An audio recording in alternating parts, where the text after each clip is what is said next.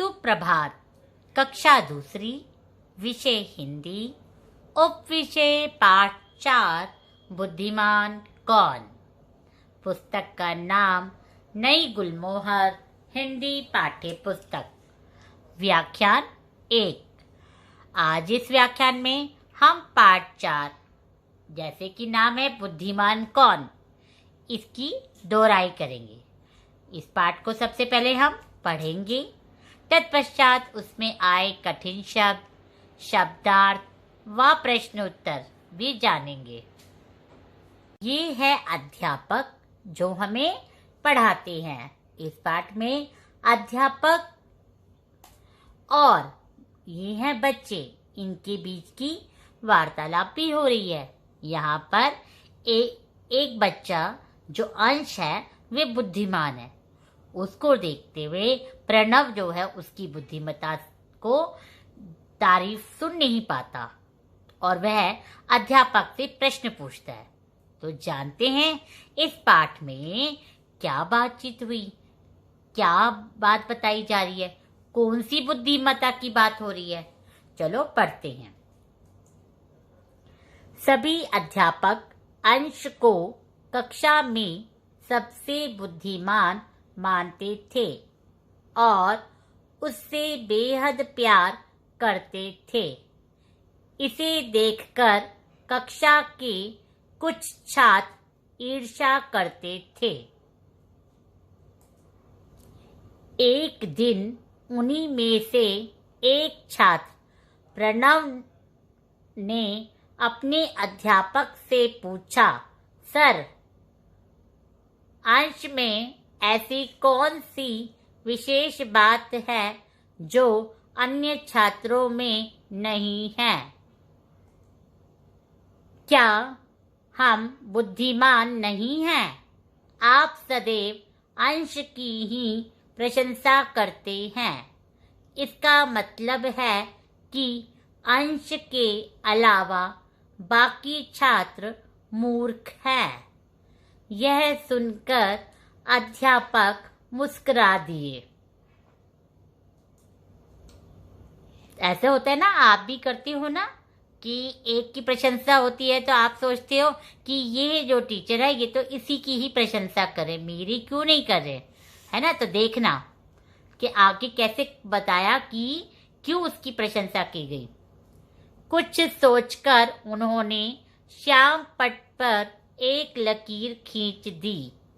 फिर सभी छात्रों से बोले, जो इस लकीर को बिना कहीं से काटे या मिटाए छोटा कर देगा वही सबसे बुद्धिमान होगा।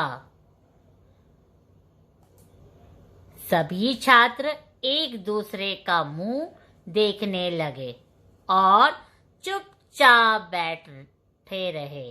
अध्यापक ने सभी छात्रों से कई बार कहा, लेकिन किसी को कुछ भी सूझ नहीं रहा था। देखा, अध्यापक ने एक प्रश्न दिया जिसे कोई को समझ नहीं आ रहा था, उसको कैसे हम करें। तो देखते हैं आगे।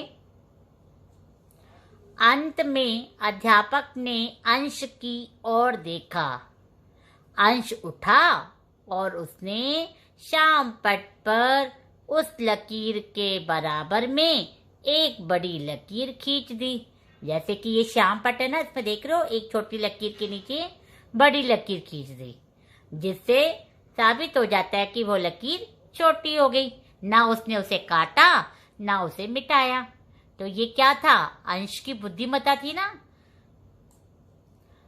अध्यापक ने छात्रों से कहा, देखो, अब पहली लकीर बिना कहीं से काटे या मिटाए छोटी हो गई।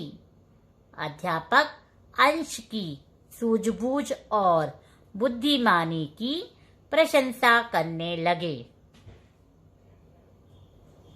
यह देखकर प्रणव लज्जित हो गया। लज्जित का मतलब शर्मिंदा। वह अंश के पास गया और बोला, मित्र, मुझे क्षमा कर दो। मुझे तुम्हारे लिए ईर्ष्या का भाव नहीं रखना चाहिए था। अंश बोला, कोई बात नहीं, तुमने अपनी गलती मान ली, बस बात खत्म। हम अब से पक्के मित्र हैं। उस दिन के बाद से प्रणव ने अध्यापक से अंश की कभी शिकायत नहीं की।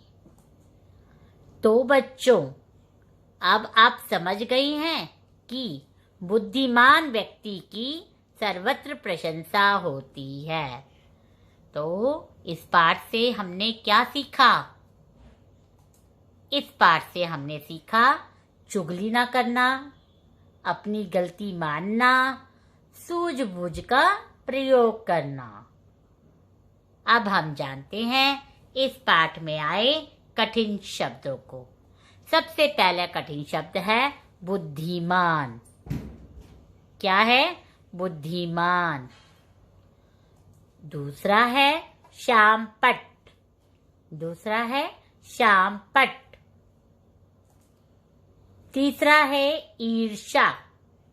तीसरा है ईर्ष्या। चौथा है लज्जित। चौथा है लज्जित।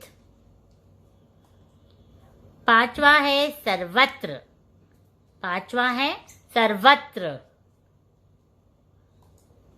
छठा है मूर्ख। छठा है मूर्ख।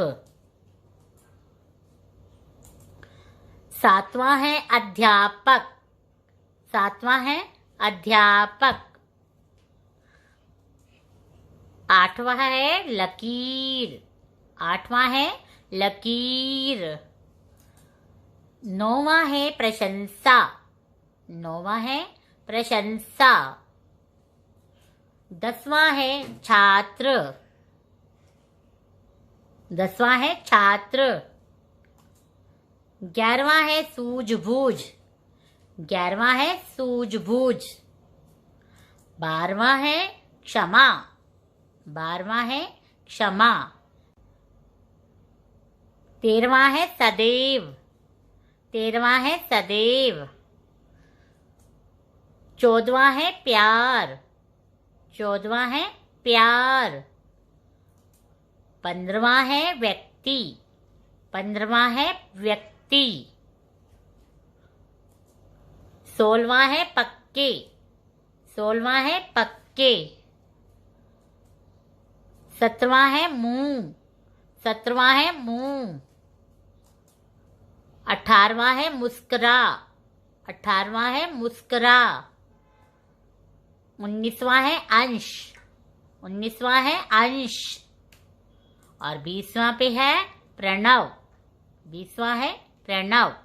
तो आपने जाना इन कठिन शब्दों को। ये कठिन शब्द क्या है? जिन्हें पढ़ने व लिखने में मात्राओं की गलती हो जाती है। तो इसे आप अपनी रफ कॉपी में लिखकर अभ्यास किया करें। अब हम जानते हैं शब्दार्थ, जो शब्द के अर्थ बताएं। सबसे पहला शब्द है बुद्धिमान, जिसका अर्थ है होशियार। पहला है बुद्धिमान, जिसका अर्थ है होशियार। दूसरा है ईर्ष्या, जिसका अर्थ है जलन। दूसरा है ईर्ष्या, जिसका अर्थ है जलन। तीसरा है मूर्ख, जिसका अर्थ है नासमझ। तीसरा है मूर्ख, जिसका अर्थ है नासमझ। चौथा है सर्वत्र, जिसका अर्थ है सब जगह। चौथा है सर्वत्र, जिसका अर्थ है सब जगह। पांचवा है बेहद, जिसका अर्थ है बहुत। पांचवा है बेहद, जिसका अर्थ है बहुत। छठा है सूझबूझ, जिसका अर्थ है समझदारी। छठा है सूझबूझ, जिसका अर्थ है समझदारी। सातवां है प्रशंसा, जिसका अर्थ है बड़ाई। सातवां है प्रशंसा, जिसका अर्थ है बड़ाई। आठवां है लकीर, जिसका अर्थ है रेखा। 8वां है लकीर, जिसका अर्थ है रेखा। 9वां है लज्जित, जिसका अर्थ है शर्मिंदा। 9वां है लज्जित, जिसका अर्थ है शर्मिंदा। 10वां है सदैव, जिसका अर्थ है हमेशा। 10वां है सदैव, जिसका अर्थ है हमेशा। तो आपने जाना अभी शब्दार्थ को। अब हम जानते हैं प्रश्नोत्तर को। पहला प्रश्न है, अंश सबको प्रिय क्यों था? अंश सबको प्रिय क्यों था? तो उत्तर है, अंश सबको इसलिए प्रिय था क्योंकि वह सबसे बुद्धिमान था। अंश सबको इसलिए प्रिय था क्योंकि वह सबसे बुद्धिमान था। प्रश्न 2 है, अध्यापक ने श्याम पट पर लकीर क्यों खींची? अध्यापक ने श्याम पट पर लकीर क्यों खींची? तो उत्तर है, अध्यापक ने बुद्धिमानी की परख करने के लिए श्याम पट पर लकीर खींची।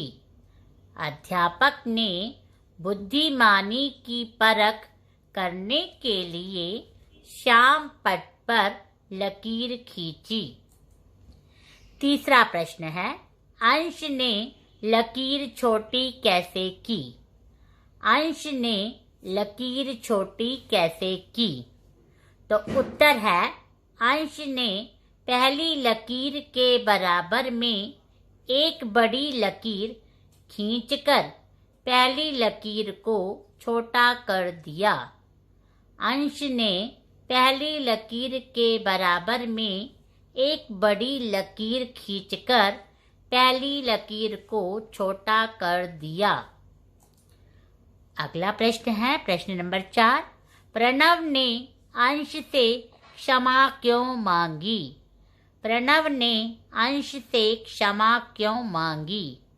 तो उत्तर है, प्रणव ने अंश से क्षमा इसलिए मांगी क्योंकि वह अंश से ईर्ष्या करता था। प्रणव ने अंश से क्षमा इसलिए मांगी क्योंकि वह अंश से ईर्ष्या करता था। तो अब आप प्रश्नों के उत्तर जान चुके हैं, तो अब करेंगे हम भाषा ज्ञान। पहला प्रश्न है भाषा ज्ञान में, उचित स्थान पर रेफ और पदेन का प्रयोग करके शब्द बनाइए। ये रेफ की मात्रा होती है और ये पदेन की मात्रा होती है। आपको शब्द पढ़ना है और देखना है उसका सही शब्द में रेफ का प्रयोग हो रहा है, अर्थात वर्ण के या व्यंजन के ऊपर लग रहा है या नीचे की साइड लग रहा है। अगर ऊपर की साइड लग रहा है तो वो रेफ है और नीचे लग रहा है तो ये क्या है? पदेन। का पे है पिय, पिय नहीं होता, क्या होता है? प्रिय। तो इसमें हमने पदेन का प्रयोग किया। और ये है ईर्ष्या, ईर्ष्या नहीं होता, ईर्ष्या होता है, इसलिए इसमें रेफ का प्रयोग हुआ है। ये है प्रशंसा, प्रशंसा नहीं होता, प्रशंसा होता है। रे अर की आवाज आती है तो हम लोग क्या करते हैं? पदेन का प्रयोग करते हैं। मूर्ख, र आ गया ख से पहले तो हमने रेफ की मात्रा का प्रयोग किया। प्र र आ गया इसलिए हमने यहाँ पर पदेन का प्रयोग किया। सर्वत्र, व से पहले किसकी आवाज आ रही है? र की, तो हमने यहाँ पर रेफ का प्रयोग किया। तो जाना किस प्रकार हमने रेफ का और पदेन का प्रयोग किया। अब हम अगला प्रश्न जानते हैं। प्रश्न नंबर 2 में पूछा गया है कि वाक्यों में रंगीन शब्द किसके लिए आए हैं? लिखिए। अध्यापक अंश को बुद्धिमान मानते थे, उससे बेहद प्यार करते थे। तो यहाँ पे रंगीन शब्द है उससे, तो ये उससे किसके लिए कहा गया है? इसका उत्तर है अंश के लिए। किसके लिए कहा गया है? अंश के लिए। अब ख में देखते हैं।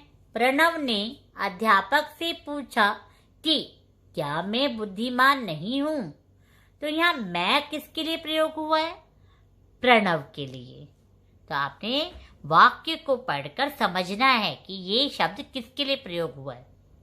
अगला देखते हैं। ग, प्रणव की बात सुनकर अध्यापक मुस्कुरा दिए। उन्होंने श्याम पट पर एक लकीर खींच दी। तो यहाँ उन्होंने किसके लिए प्रयोग किया गया? अध्यापक के लिए। किसके लिए प्रयोग किया गया? अध्यापक के लिए। अगला देखते हैं। अंश उठा और उसने श्याम पट पर एक बड़ी लकीर खींच दी। उसने, ये किसके लिए प्रयोग हुआ है? अंश के लिए। बिल्कुल सही। तो आप समझ गए किस प्रकार हमने इनको सोचा कि किसके लिए कौन सा हुआ। ठीक है, अब लास्ट भी देख लीजिए। यह देखकर प्रणव लज्जित हो गया। वह अंश के पास गया। तो अब बताइए वह किसके लिए प्रयोग हुआ? हाँ जी, यह प्रयोग हुआ वह शब्द प्रणव के लिए। तो आपने कैसे जाना? वाक्यों को सोचा, किसके लिए कहा। अब तीसरे प्रश्न पे पूछा किसने कहा, किससे कहा। यहाँ पर एक वाक्य आएगा, उसको आपने सोचना है किसने बोला था वो वाक्य और किससे कहा था ये वाक्य।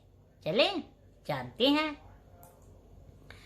पहला वाक्य है, क्या हम बुद्धिमान नहीं हैं? क्या हम बुद्धिमान नहीं हैं? सोचो किसने कहा था और किससे कहा था। हाँ जी, बिल्कुल सही। यह वाक्य कहा गया था प्रणव ने अध्यापक से। किसने कहा? प्रणव ने कहा था। किससे कहा था? अध्यापक से। अब अगला वाक्य देखते हैं। अगला वाक्य दिया है, पहली लकीर बिना कहीं से काटे या मिटाए छोटी हो गई। क्या बोला? पहली लकीर बिना कहीं से काटे या मिटाए छोटी हो गई। यह वाक्य किसने कहा और किससे कहा? सोचिए सोचिए। हाँ जी, तो देखते हैं क्या आपका उत्तर सही है। इसका उत्तर है, यह वाक्य अध्यापक ने सभी छात्रों से कहा। किसने कहा? अध्यापक ने। किससे कहा? सभी छात्रों से कहा। अगला देखते हैं। अगला वाक्य है, तुमने अपनी गलती मान ली, बस बात खत्म। तुमने अपनी गलती मान ली, बस बात खत्म। हाँ जी, सोचो, पहले सोचो। हाँ जी, तो देखते हैं क्या आपका उत्तर सही है। यह वाक्य कहा गया था, अंश ने कहा प्रणव से। किसने कहा? अंश ने कहा। किससे कहा? प्रणव से। अब आपने समझा किसने कहा और किससे कहा को जानना। अब हम प्रश्न नंबर 4, पढ़िए, समझिए और 3-3 शब्द लिखिए। ये है ए की मात्रा। कौन सी मात्रा है? ए। इससे मैंने एक आपको शब्द बना के लिखा है आपने। ऐसे आप कोई भी ए की मात्रा के 3 शब्द बताइए। देखिए, शेर, केला, करेला, है ना। इसी प्रकार आई की मात्रा का कोई मैंने एक शब्द दिया, सदैव। इससे मिलता जुलता आप कोई भी या अपनी तरफ से बताइए। तो 3 शब्द कौन से हुए? पैसा, बैल, पैदल। इसी प्रकार और देखिए आप, ओ, ये कौन सी मात्रा है? ओ। पहचानना है कौन सी मात्रा है? ये है ओ। इससे शब्द मैंने आपको बना के दिखाया छोटा। आपको 3 शब्द बनाने, कोई भी। मैंने 3 शब्द बनाए, मोटा, टोपी, कटोरी। मोटा, टोपी, कटोरी। फिर है औ। औ की मात्रा से बना कौन, है ना। तो इससे क्या बना? मौन, खिलौना और। मौन, खिलौना और। तो आपने जाना है। अब हम प्रश्न नंबर 5 को करते हैं। वर्णों को अलग अलग लिखिए। क्या है? वर्णों को अलग अलग लिखिए। ये स है, तो ये स में, आधा स में आ जुड़ा है, तो मैंने लिख दिया आधा सा जमा आ। ये आधा माँ है, तो मैंने आधा माँ लिख दिया। फिर है माँ, तो आधा माँ में आ है, और ना है, आधा ना में अ। तो क्या बन गया? सम्मान। आपको देखना है कि कहाँ पर कौन सी मात्रा के साथ है। जैसे अगला देखते ईर्षा। ये ई खुद ही एक है, तो हमने ई लिख दिया। फिर आवाज किसकी आई? र की, आधा रा लिख दिया। फिर यहाँ आधा शाह दिखाई दिया, आधा शाह लिख दिया। फिर या, आधा या में आ जुड़ा हुआ है, देखा। अगला देखते हैं लकीर। ल, ल किससे बना? आधा ला में आ से। की किससे बना? आधा का में ई से, बड़ी है ना। और र बना आधा रा में आ से। तो देखा किस प्रकार हम वर्णों को अलग अलग करते हैं। तो आज आपका गृह कार्य क्या रहेगा? तो आपका गृह कार्य है प्रदत्त कार्य करो। पहला प्रश्न दिया गया है, आपको यहाँ प्रश्न दिया है, उसमें 3 विकल्प दिए हैं। इस प्रश्न का जो उत्तर सही है उसके सामने सही का निशान लगाना है। और प्रश्न नंबर 2 दिया गया है, दिए प्रश्नों के उत्तर दीजिए। यहाँ मैंने आपको प्रश्न लिख कर दिए हैं जिनके उत्तर आपको सोचकर लिखने हैं। और तीसरा प्रश्न मैंने आपको दिया है, दिए गए शब्दों के अर्थ लिखिए। यहाँ शब्द दिए हैं, इनके अर्थ मैंने दिखाए थे ना, याद कराए थे ना, तो उनके अर्थ सोचकर लिखने हैं। प्रश्न नंबर 4 में उचित स्थान पर रेफ और पदेन का प्रयोग करके शब्द बनाइए। इनको सोचना कहाँ पर कौन सा रेफ लगेगा, कौन सा कहाँ पर पदेन लगेगा। ठीक है। 5वें में दिया है, वाक्यों में रंगीन शब्द किसके लिए आए हैं लिखिए। अब आप पढ़ना, इसके नीचे मैं अंडरलाइन करके दूंगी, ये शब्द किसके लिए प्रयोग हुए सोचकर लिखना। आप सभी अपने गृह कार्य को सोचकर उनके उत्तर लिखना और सुंदर सुंदर लेख में भी करना।